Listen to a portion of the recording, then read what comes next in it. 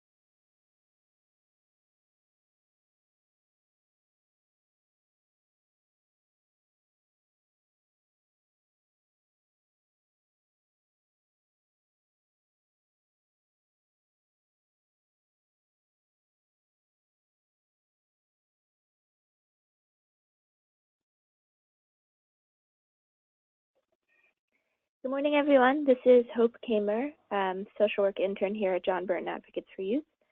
We are going to get started with our webinar this morning, A Sense of Home Connecting Youth Exiting Care to Home Supplies.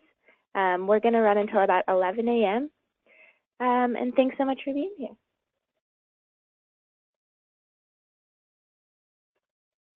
So we have a great list of presenters this morning. In addition to myself, my colleague Simone Turek is going to speak to the way that A Sense of Home fits into the work here at John Burton. Then we're going to hear from Georgie Smith, the founder of A Sense of Home. Tony Weaver is the Vice President of Housing Programs at St. Anne's, and he is going to provide the perspective from a provider who's received these amazing services. Chyenne Santini is a participant with A Sense of Home, and she's going to speak to her experience engaging with their services. And finally, Marisela Ramos, also a participant, is going to share a little bit about her experience. Before we dive into content, just to make sure everyone can hear, it's best audio to use the telephone option and your control panel on the right. You can connect via audio, you can connect via telephone. Telephone will be a little bit clearer. Throughout the presentation, if you find yourself having any questions, feel free to enter them into the questions panel on your right, and we will get them and send them on to someone who can answer them at the end during the Q&A portion of this presentation. And finally, if you or a colleague wants to see this presentation after this morning, it's going to be recorded and made available on our website. Again, thanks so much for being here. And here is Simone Turek, Associate Policy Director at John Burton Advocates for Youth. Thanks, Hope, and thanks for putting together today's web seminar. So thanks everyone for joining us. This is Simone Turek. As you may notice, this web seminar is a bit of a departure from our normal kind of policy webinar or systems level practice webinar.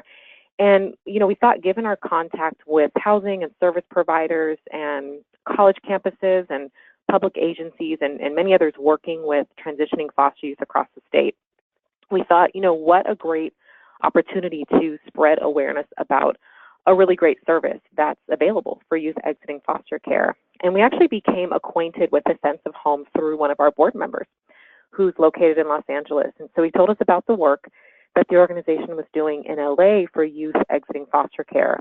As you see on the screen, A Sense of Home provides volunteers who fully furnish youth apartments. We know how expensive it is to fully furnish a home, even a small home. But we also know how important it is to not have a young person move into an empty apartment. So our board member informed us that A Sense of Home was expanding to the greater Bay Area, and so we were really excited about that and said, let's get the word out. So that's what we're doing today. This web seminar is intended for those who work with youth exiting foster care in LA or the greater Bay Area, so that you can connect youth who might benefit from these services.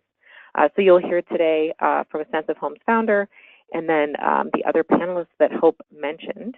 And again, just to remind you, we have a Q&A at the end, so make sure that you enter your questions into the control panel as we proceed through the webinar. And so we're going to start today with a brief video that'll give you a much more vivid picture of what a Sense of Home does. So Hope, if you want to cue the video.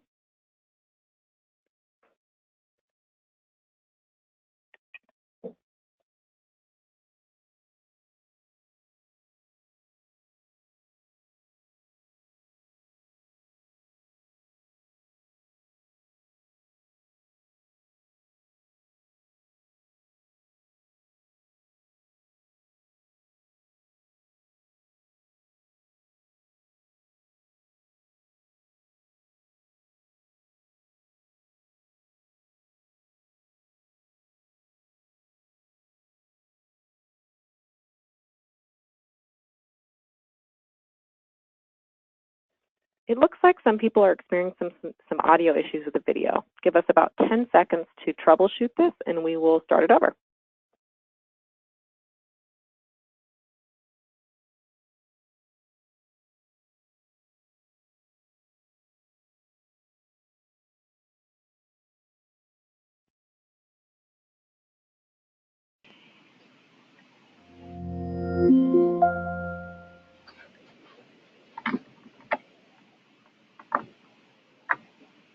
Okay, so we just want to make sure everyone can still hear us. If people can just type into their questions box that they can hear my voice, then we'll know that we are good to go.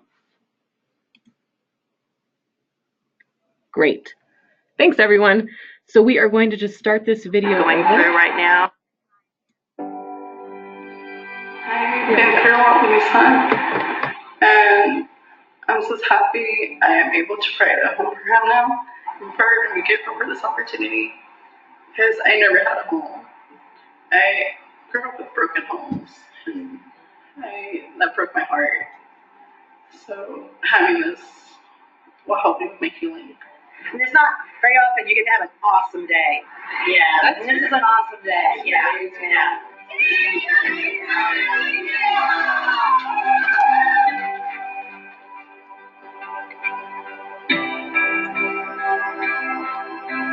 You know, I look around and I see what's on the news, and I see kind of the injustices that people are going through right now, and how difficult it is just to keep your head above water. And I think it's important. I think it's our duty to help others in any way we can, and this is just the way that I'm able to help.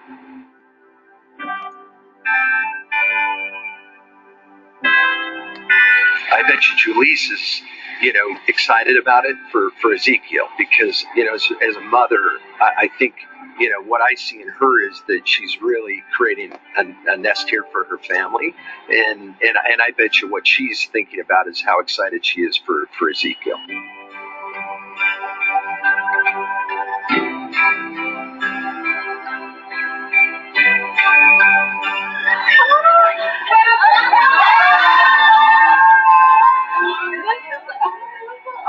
Have you ever been happy when your face hurts?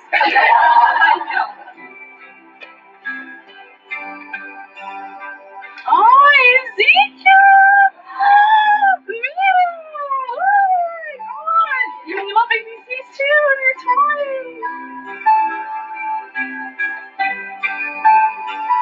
20. No, okay, this is so good. Oh, yes, I love this bed. This is the chapter of my life. I am like in my favorite spot of my memory, and I'm happy that my son, he's enjoying this home. He's been loving it here, but now we have a place to sit down, a place we can eat, and I just love having this raw, authentic human experiences connecting with one another, the soul. This is beautiful.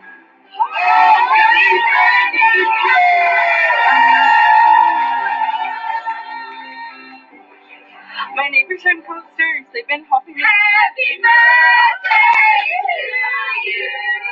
Happy birthday to you. Happy birthday, dear Lisa.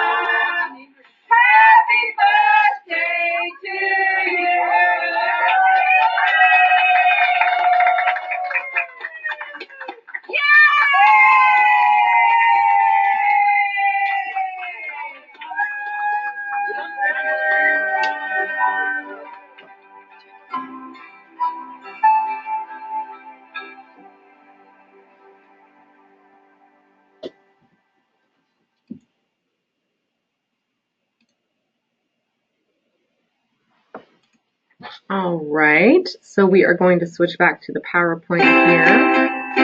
And before we can do that, we've got to stop YouTube from making noises. Give me a second. There we go. All right. Switching to videos is always a fun task in these webinars. So now, without further ado, I'd like to pass it over to Georgie Smith. Georgie is the founder of A Sense of Home and is going to share a little bit more about what A Sense of Home does. Hi, everybody. Thank you, John Burton, Advocates for Youth. It's wonderful to connect with everyone in the Bay Area. We're down in Los Angeles, as you may have heard, and we have been in operation for just over 4 years in Los Angeles. And as you can see on the slide, it actually began as a random act of kindness where I was volunteering for an organization called Foster Care Counts. The founder of that organization posted a video of me on social media where I had overhauled a friend's space. I had redesigned someone's home, and the video was on Facebook, and a young man said to the founder, could she help me? I went down to see him in his Section 8 apartment as a volunteer, not knowing what was expected of me or what I would find, and what I found was him living amongst just his belongings in black garbage bags. So I really thought about how to rectify his situation in a way in which it was empowering to him. And I reflected on when I first moved out of home and all of the items that were lovingly given to me by family members and friends. So I thought that I would try and replicate that feeling for him. So I posted on social media who had hand-me-down items that they might want to share with this young man to set him off on a journey to manifest his, dreams and goals, and therefore that they would be serving as family to him. And within a day, I had everything that was needed, and then then I needed trucks and friends to come and help me. So I asked again on social media if friends wanted to participate. And we went down and we created a home for him, and I saw a massive transformation. And in that moment, I was struck by how significant furniture is, and I did some research, and I realized that in Europe, their research had found that it was actually homeless prevention. Furniture would ensure that a tenancy survives. That if one doesn't have furniture, the tenancy is most likely to become delinquent. And then this young man's friends began asking me for help. And so I quickly went looking for a service that existed, and nothing existed. So then I went about trying to convince other nonprofits within Los Angeles to do this. And no one seemed willing to do it, and his friends kept asking me for help. So I just kept doing this, sort of repeating this random act of kindness slide. And what I discovered was that 30% of homeless population were once in foster care. Having had that experience, it became really clear to me why that would be possible when that research that I discovered in Europe indicated that the difficulties of furnishing a tenancy would cause tenancy failure. And I had personally experienced that my friends and my community had too much stuff. So how could we share what we have too much of to get it to those that need it, to therefore provide a launching pad for former foster youth, but also to prevent homelessness before the cycle began. Slide. So here we are, just over 4 years later, after that random act of kindness, and we've created 400 homes, and that put over 1,000 young ones in bed, because the recipients are not only that they often have siblings or they have children of their own. That's thanks to over 5,000 volunteers participating, and in excess of 275,000 donated items. Slide. So how does one qualify for a sense of home? Like I mentioned, we would love to get to a youth before they have fallen into homelessness, but that is the goal, but there is no age restriction. We do homes for young ones between 18 and 32, and the one must be a former foster youth.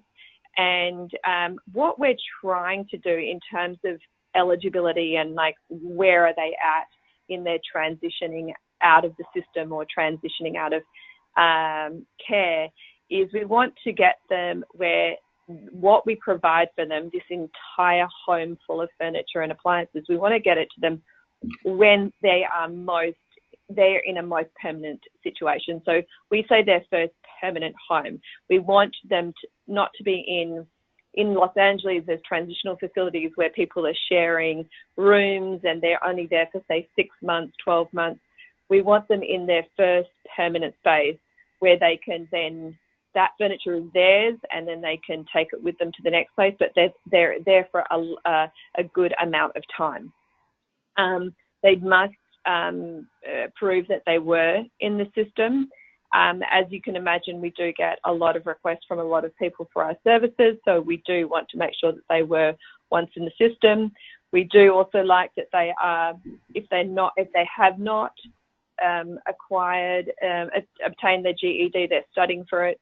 If they're not studying, they must be working. And this is also an incentive program. So these requirements are, in terms of eligibility, is really there to see, is for incentive programs. So the youth within Los Angeles are often finding us not just through referring agencies, but through one another, through social media. So they're aware of it, and it becomes an incentive to get themselves into say a Section 8 or low-income housing, to be studying, to have a job, because they're going to get this big package called a sense of home. So slide, what goes into a home? We we only accept donations that are of very good quality. We are, like I said, wanting them to take this with them for a good 10 to 15 years. We want quality items. And every single home gets the same quality. They get the same amount of items. And I'm not going to read through all of the items on the slide, but you can see that we think about absolutely everything for the living room in each room.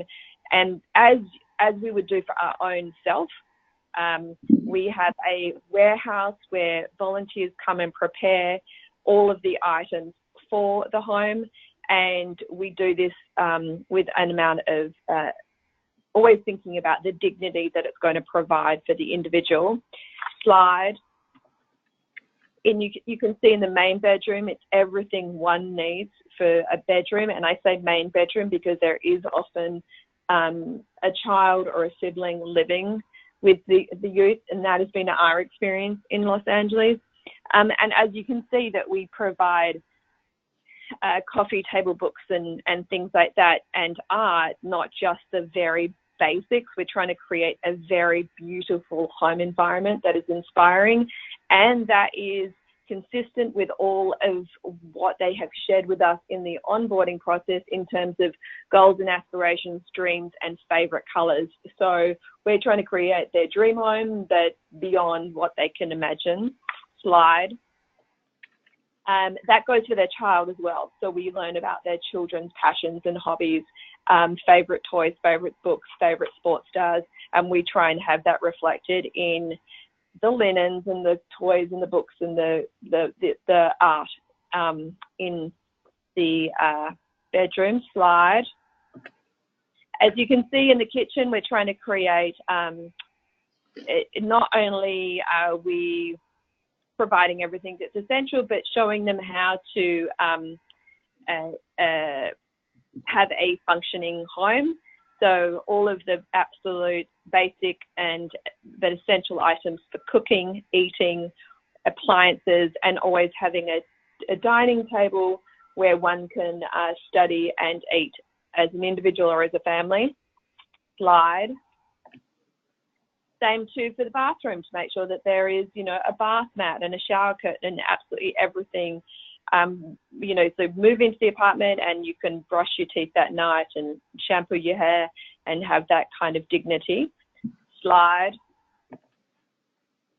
So how it works in terms of an agency provider is we make it very simple, and everything about us is about being efficient and simple, because the more we are, the more youth we can get to, and our experience is the demand is exponentially growing. So the agency will connect the youth via email to an A Sense of Home staff member, and they are then sent links to do the online application form, which is very, very simple. And in that is the opportunity for the youth to share where they're at with their career, their education, and their goals, aspirations, dreams, hobbies. And then from that information and favorite colors, from that we can then ensure that we're creating the most beautiful home possible. We then do an interview on the phone with the youth. And once the youth is in the space, or maybe they're already in the space, they send photos of their space. And it's from those photos that we then design the home. We don't actually physically go in and measure. We do it all from photos because it saves us time, because we're trying to keep up with as many as possible. For example, the video you saw was a home we just did on the weekend. We did 4 homes last week. Of the caliber that you just saw, and we are getting to the youth as quickly as they find us, and as if they are in an apartment, then we're getting to them, within a week. So that's A Sense of Home gets to them ASAP. So slide, I'll hand it over to Tony, who has referred many youth to us in Los Angeles. Hello, everyone. Like she said, my name is Tony Weaver. Thank you, Georgie. I am the Vice President of Housing Programs for St. Anne's. We have a transitional housing program that's specifically for former foster youth who are pregnant or parenting. So really, it's the perfect marriage of services and resources in our connection with A Sense of Home. We began working with A Sense of Home in 2016, specifically making referrals to them for our youth that are exiting from transitional housing into permanent housing. One of the things we had found was there's a big difficulty in, we have the resources to help them get only so far. And so in making these referrals, we actually made around 16 referrals for our youth that were moving into permanent housing. We also actually opened up our own permanent supportive housing facility last January. And the reason we did that was actually because of the difficulty in finding permanent housing that's affordable for our youth. And so we had 7 youth.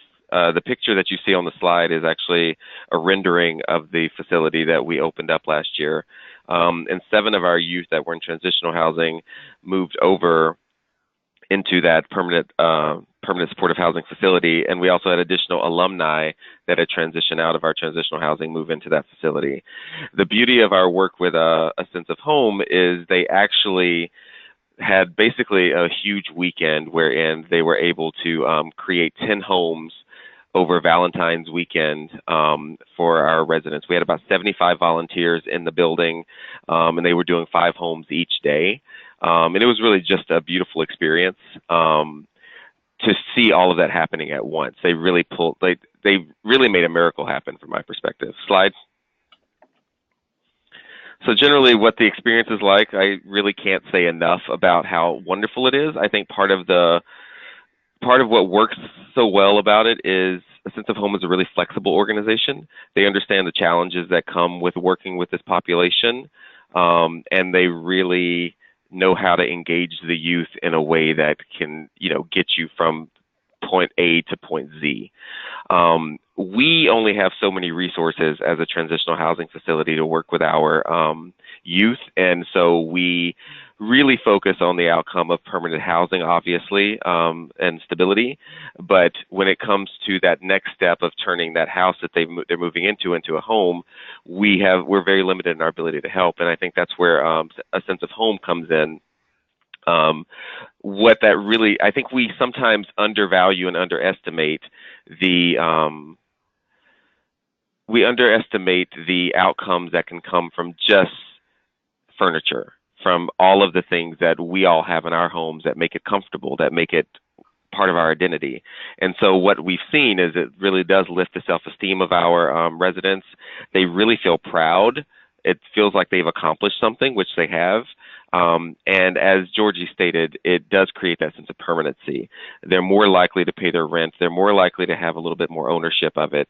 And also, just generally, they're more likely to address other goals because they have this safe, nurturing environment that they're living in. So we've actually seen better outcomes for the residents who have connected to a sense of home compared to the residents that haven't connected. The residents that receive this service often are actually still in their apartments right now. They have less crises that are coming up, and it's mostly because I think there's a sense of organization and calm that comes from just actually having your basic needs met in your home.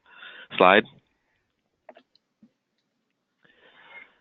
So again, in talking about how a sense of homes contribute to St. Anne's program, one of our major outcomes is the fact that our residents have permanent housing and that they remain stable for a period of time after they leave. We actually have an alumni program where for 2 years we follow our alumni, the residents that have left this program, and so we're always continuing to support them.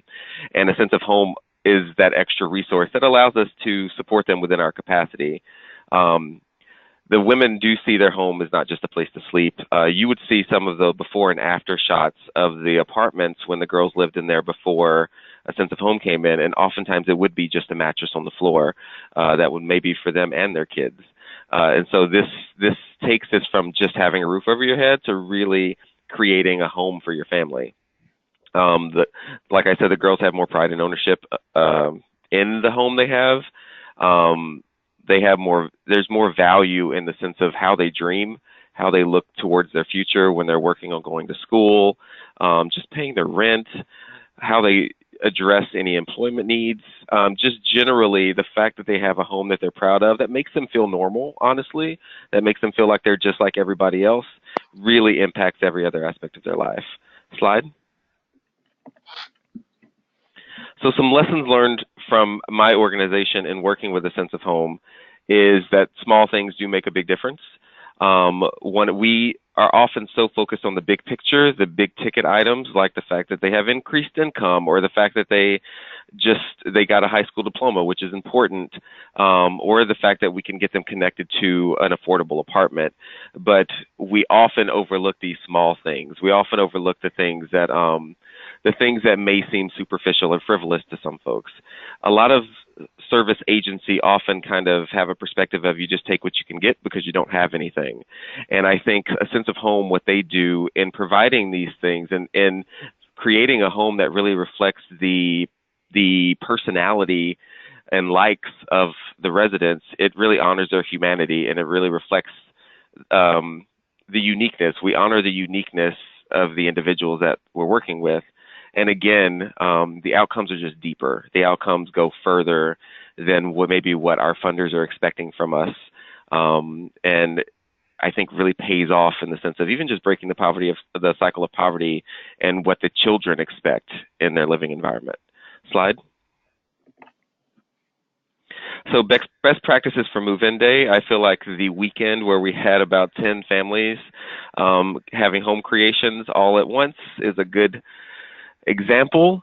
You got to be really flexible. We had just opened up that facility, and having 75 volunteers in that space is actually more than the amount of people that live in the entire building. We have 39 units in our facility, and so it was a lot of moving pieces. And when you have a lot of moving pieces, you can't predict everything and you can't plan for everything. So you really do have to be flexible. That said, it's a flexibility that is not a real burden. I don't want to put it like that because they really have a good system in place when they do this. They're very efficient. The volunteers do have varying degrees of experience in engaging with the population, but generally the staff that work with a sense of home are former foster youth oftentimes and really do understand this population. So they can get in and out depending on the home. They can do it in a few hours, and it's really an army of people that all have specific jobs and know what they're planning to do and are really able to do it very quickly. So I think I was really impressed with that aspect of it, that you could really go from nothing to a fully lived-in looking warm home within just a few hours of a day. Slide. Okay, so that was it for me. But I do want to just continue to say, for any agencies that are looking to connect with a sense of home, there are no negatives to this. There are no burdens on the provider themselves. One of the things we do, what we did was support them to start the process to get connected. They really take it from there, and your role is really just to continue to support as you do throughout the process. But it's only a win for any agency that's getting involved. Okay, thank you. Wow, Tony, thank you so much for sharing your perspective. Now we're going to hear from Chyenne, who was a participant and received services at A Sense of Home. So here's Chyenne. Hi, everyone. My name is Chyenne.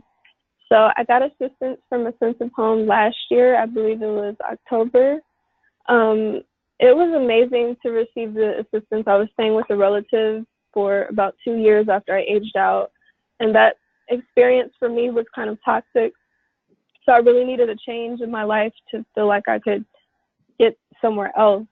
And I finally secured housing, but the problem was that I didn't have any furniture. I only had an air mattress that I was sleeping on and no other furniture. So it was overwhelming the day that everyone showed up to create my home, but it was also amazing, and just, it wasn't like any other experience I've had. I can't tell you guys enough about the love that I felt from every volunteer. They genuinely wanted to help and provide any help that they could for me. So, and it was also special to have former foster youth to volunteer and to know what I was feeling that day. And because I was nervous, but it was also a happy feeling. So all these feelings at once, and then seeing the result of my home was really amazing. So yeah, it was amazing. I can't say enough. So that was my experience. And even after we have our home creation, they still, you can pay it forward for other youth, and you can relive the experience you had at your home creation. And yeah, so even after you get the services, they still help you with anything you might need, and any resources you might need. I think for a few years after you get your home creation, you still have access to help. If you break your furniture or anything that you had in your home creation, they're still there to repair it. So yeah, can't say enough. Awesome. Thank you so much, Chyenne. Thank you. Now we're going to hear from Marisela, another participant from A Sense of Home. Hello. Sorry. Can you guys hear me? Yep.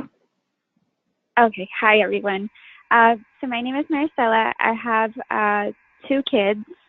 I have a 10-year-old and a 12-year-old. I was in a shelter for about a year, and I finally got permanent housing.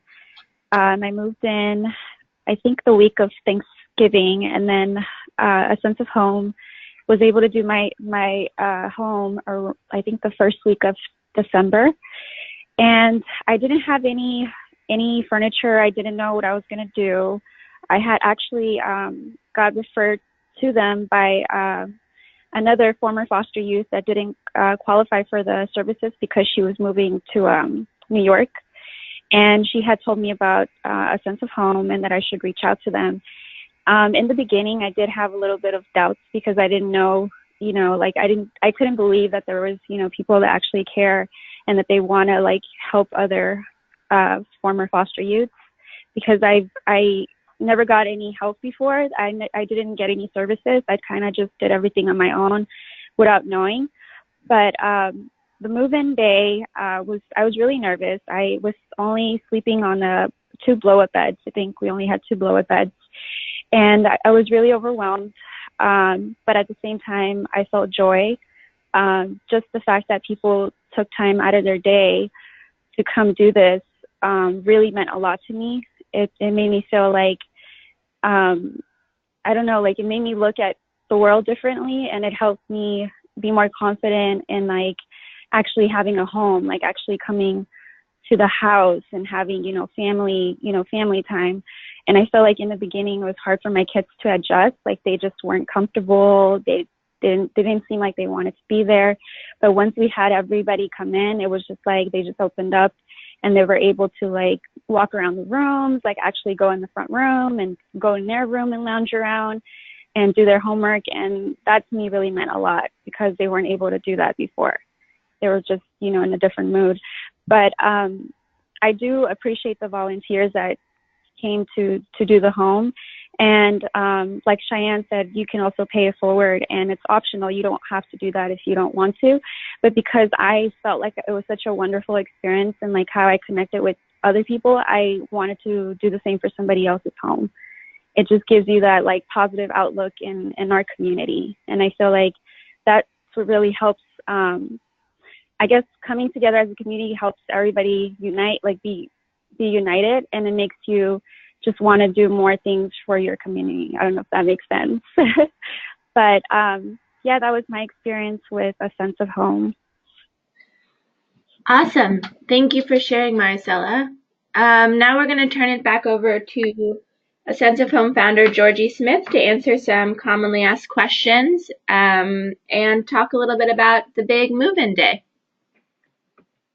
Thank you. I think that probably what would pop up in my head right now if I was listening is like, how long does it take? And Tony referenced it happens, in just a couple of hours. It's actually under, it's only 90 minutes, but because we have a lunch afterwards, it can go on to 2 hours. And I would, in terms of the first question we have here up on the slide, slide. So the first question up there on the slide is, do the providers need to commit to a certain number of referrals? Absolutely not. You can do it one off, or you can do it like Tony. They're 16 and counting. We work with all agencies in Los Angeles that are serving TAY youth, and we're more and more finding us. So how sensitive are the volunteers to the needs of the youth they're working with? I think that you may have heard from Tony as well as the recipients the amount of love that comes in. We're very focused on having a very, very simple and efficient system, so that the most important part of the process is bringing in love and joy into the space. I personally have gone to home creations and seen the empty space, begun the process, and then stepped up with the youth to go through resources with them to see how many resources they're connected with and what further they can get connected with, and then come back in to see how the home is coming along. And so I've sort of been in the shoes of the youth to see the empty space and then what it looks like afterwards. And it's not so much what it looks like, it's what it feels like. And what it feels like is a wave of humanity and love and goodness. And then that's what stays in the house. So the volunteers are extremely compassionate individuals, and are fully prepared on being sensitive to the youth. And there's we'll get through the sort of process of the day of, so that you can understand how they might have a perspective of the youth. How much lead time do you need for a referral? Just connect the youth that's in need, and we'll get to them as quickly as possible. We're moving as fast as we can, because we don't like anyone sleeping on floors, or in best case scenario they're on a block mattress, but often we find them on a bundle of blankets on the floor. Slide. How does the team decorate the apartment in the youth personal style? I think we covered that in terms of listening to their needs and wants and desires and dreams and aspirations. And we have a system within our organisation to ensure that we exceed that youth personal style. Yes, we do an entire apartment, and we have done just rooms, bedrooms, where there's a student in on-campus accommodation. Are you able to opt out of being filmed? Yes, of course. No one needs to be filmed. Next slide. So move-in day. I'll walk you through the process. Slide. How the process unfolds is that we select a day and we work Thursday, Friday, Saturdays, and we typically are doing just one home on any given day, but sometimes we do 2 or 3. So this timeline would show you for the first home of the day. So we arrive an hour and a half before the volunteers arrive. And so we're that's very much about logistics, making sure that we can park the truck. We know where there's stairs and elevators and what the route is, and do we put out any safety concerns and slippery steps? Do we need to put up a pop-up tent for rain? Where are we doing it? Going through the process with the youth, and we are marking up the walls because we have a colour-coded system.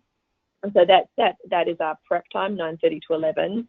And we get to have that, having only spoken to them on the phone, we get to know the youth further.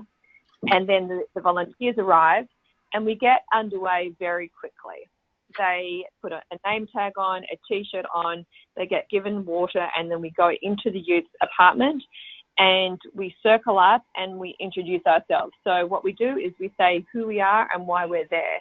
So the intentions are very clear of the individual showing up and what it means to them. And pretty much everyone has gratitude and praise for the youth for welcoming us into their space, because like the girls said earlier, it's an overwhelming thing, and a home is a very intimate space. So it's very brave of them to welcome us in to celebrate them, and that's what we are doing, is celebrating them, because it is fantastic that they've made it to this point of getting themselves into an apartment, and we want to celebrate that milestone.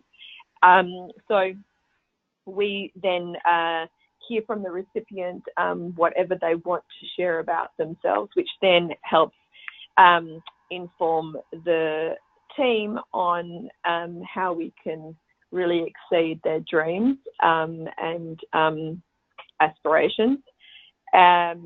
And as I mentioned, there is colour coding on the walls. So you see that the living room is blue, the kitchen is green, the bedroom one is actually beige. They're different colours, and we just use tape to mark the walls so that when the volunteers take an item off the truck, they'll see blue for on a box, and then that means they'll put it down in the living room. So once the truck is completely emptied of all items, they know, well, this is all I have for this room. This is what I'm working with.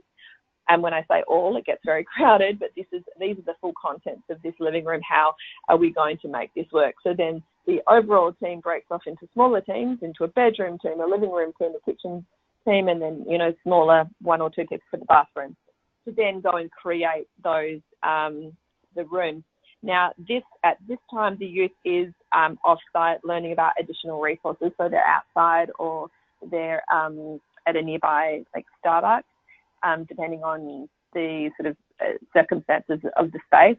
And we did this because we found that it was too overwhelming already to be in the space. It's like a bit of a tornado going on. It's already an overwhelming experience. So and this is an opportunity to use that time to impart, to make sure they're connected to further resources that they may not know about. Slide. So it happens, like I said, within 90 minutes, and then the recipient will return and we cheer welcome home. They walk through their new home. we close and just really quickly close it out in a circle, sharing any well wishes. And if anyone hasn't shared any well wishes, they can write it down in something that we call the love jar, which is left behind as just well wishes for the individual. The recipient can share or not share whatever they want to say or not say. We do a quick group photo, and then we have lunch and refreshments, and then sort of relax into the home. And we just sort of, we sort of read the room and see, we sort of get out of there as quickly as possible. But sometimes the recipient wants us to linger a little bit, so we just determine that, and then we are out of there. Slide. Great. Well, thank you, Georgie, for all of that, kind of really outlining what that move-in day looks like. We've got some great questions that have been submitted during the presentation. So just a reminder, if people have other questions, now is a perfect time to submit them. We're going to spend just a few minutes answering some questions. So Georgie, the first question, you guys have expanded to the Bay Area, which we're really excited about. What areas in the Bay Area does that include? Kind of, someone asked, does that include as far as Sacramento? Kind of, can you give us an idea of what those boundaries are so that people know whether they're in an eligible area? We don't have any limits yet. What we're going to be doing is operating from Los Angeles. So we'll be driving our truck up to do 2 homes on any given day. And based on those locations and the need, we'll get to them as quickly as possible. And once we have a presence there, then we are forming an advisory board up there to raise the funds to secure a warehouse space and operate identically to how we've been working in Los Angeles. So right now we have volunteers ready to go, and we will be essentially replicating the random act of kindness without having a physical space in the Bay Area. Great, thanks, Georgie. So would you just recommend that people for now reach out, as far as Sacramento, and then kind of you can respond specifically to their request, right? Yes, thank you, yes. Perfect. The next question is about, we have some kind of technical questions about the move-in day. So do people anchor, the volunteers, do they anchor the furniture for earthquake safety or tipping prevention? If there is like an item that is like, say, a chest of drawers that is in a kitchen, any furniture that needs to be anchored, we will anchor it. Fantastic. The next question is also kind of an eligibility question. Does the youth have to have been in foster care in California, or could their foster care case have been in another state and they've now relocated here recently? Yes. Yes, it could be the youth could be from another state? Correct. Okay, great.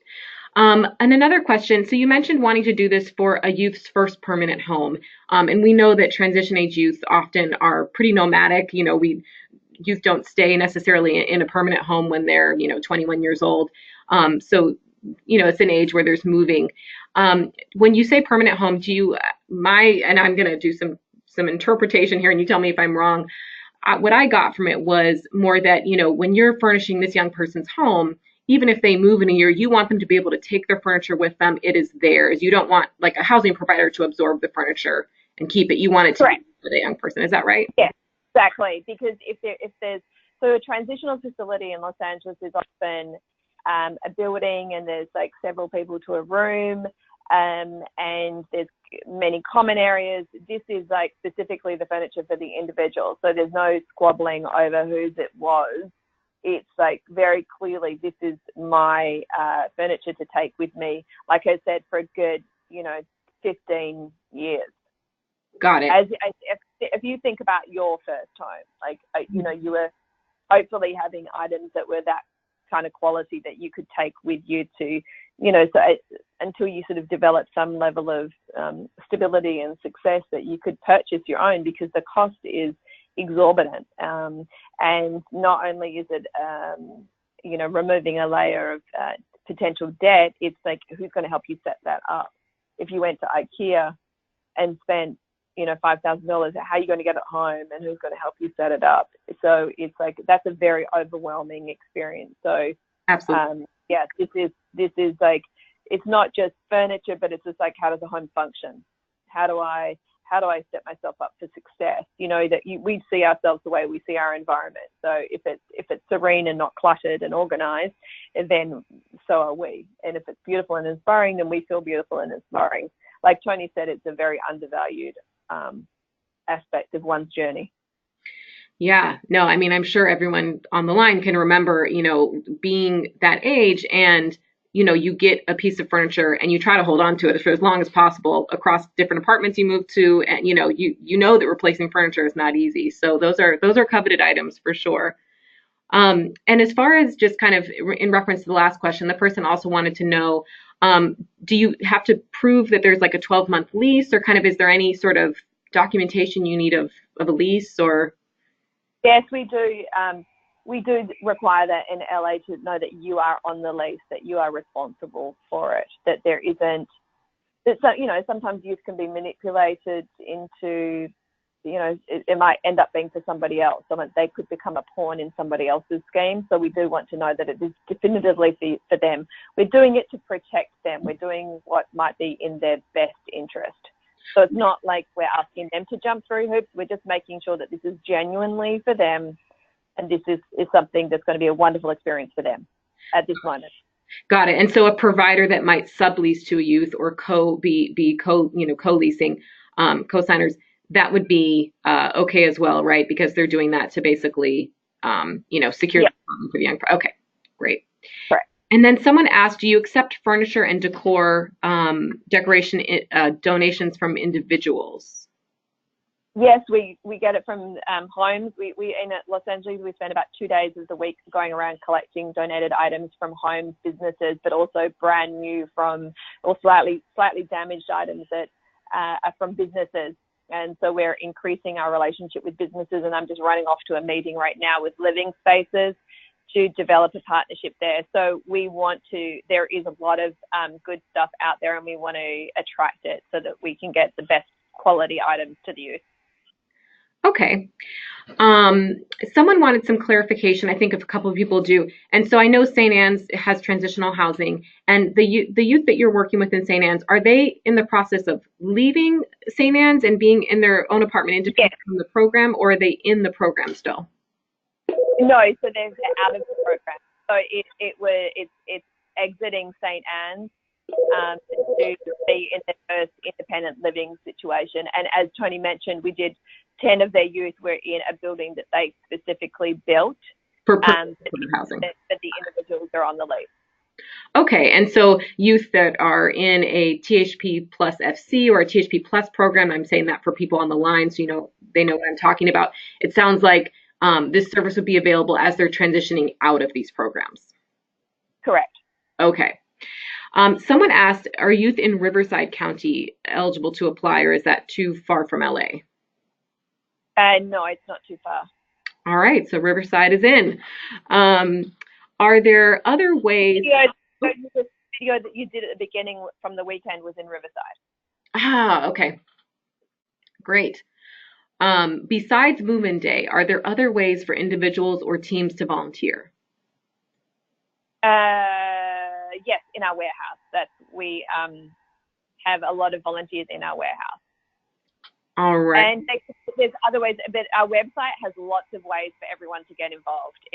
There is so many areas that I could go into, so I would encourage people to go to asenseofhome.org is the website, and the social media to follow us on, say, Instagram, to sort of see the consistency, asenseofhome.org on Instagram. All right. And what if the young person is renting a room? Does that qualify? Will you furnish just the room they're renting? Yeah. Okay. And I think we just have one more question. Oh, nope, two more questions. Does the youth have to be a parent to get services, and is there an income limit requirement? No, parents. So you heard from Marisela today. She's a parent. Shy is not a parent. Tony was just a referral service that happens to be working with former foster youth that are mothers. But it's not just women, and it's not just women with children. All right. And then someone asked, when should providers in the Bay Area connect with your organization? Is this immediately available, like tomorrow? Should they connect Yes, with you? yes, yes. They can email today. All right, we just started getting some additional questions at the last minute here. The question says, I believe you reviewed this, but would this service be eligible? Would this service be available for youth who have a roommate? So would a sense of home provide service? Yes. So long it was very clear that if the roommate is from foster care, yes, we do that often, and we just need to sort of delineate like whose items are what. So that again, that it doesn't create problems in the future. It's just adding value. All right. And then I think this is our last question. Stanislaus County, which is like Modesto, California. Would you go as far as Stanislaus County? Just connect with us, and if we can find someone to sponsor the home creation, we'll go to the area, because what we are doing in order to be sustainable is that we have a family or a group of individuals sponsor the home creation, where they make a donation for ongoing services. So we will, if we have the volunteers and the means to do it, we will get there. All right. So just reach out and connect with us, and we'll try and make it happen. All right. So it sounds like you're open for people to contact you if there's some additional questions, follow-ups, they can reach out. Yeah, absolutely. Great. Well, thank you so much, Georgie, and thanks to Tony, and thanks to both of the young adults who presented on their experience. This is just a really helpful webinar for people to learn more about what a sense of home does, and we hope that people will connect with Georgie. Thank you so much for this very generous opportunity, and look forward to meeting you all. Thanks, everyone. Have a great rest of the week. Have a great day. Bye. Bye-bye.